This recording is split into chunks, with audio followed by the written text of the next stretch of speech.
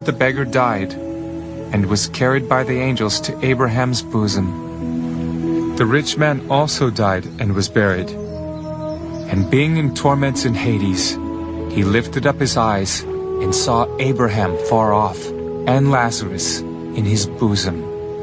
Then he cried and said, Father Abraham, have mercy on me, and send Lazarus, that he may dip the tip of his finger in water and cool my tongue, for I am tormented in this flame. But Abraham said, Son, remember that in your lifetime you received your good things, and likewise Lazarus evil things.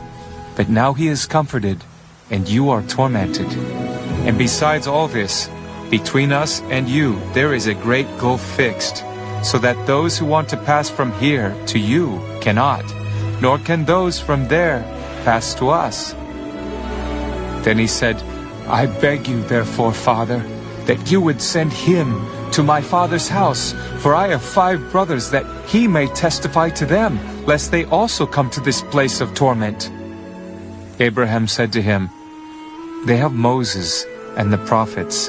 Let them hear them.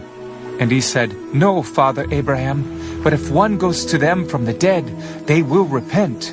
But he said to him, If they do not hear Moses and the prophets, neither will they be persuaded, though one rise from the dead. Luke chapter 17.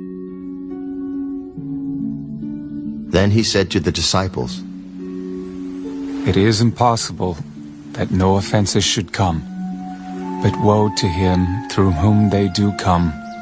It would be better for him if a millstone were hung around his neck, and he were thrown into the sea, than that he should offend one of these little ones.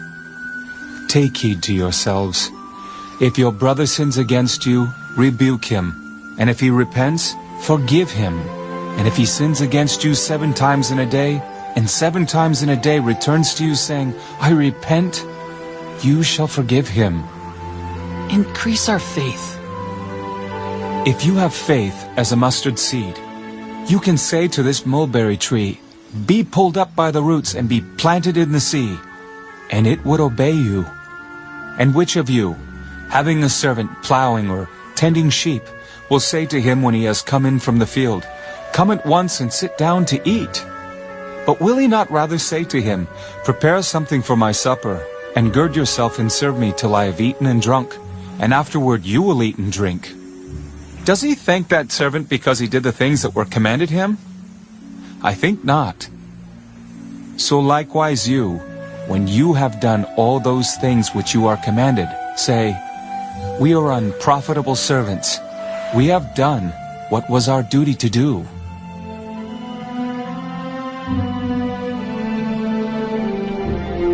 Now it happened, as he went to Jerusalem, that he passed through the midst of Samaria and Galilee.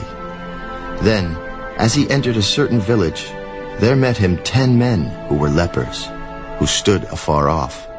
And they lifted up their voices, Have mercy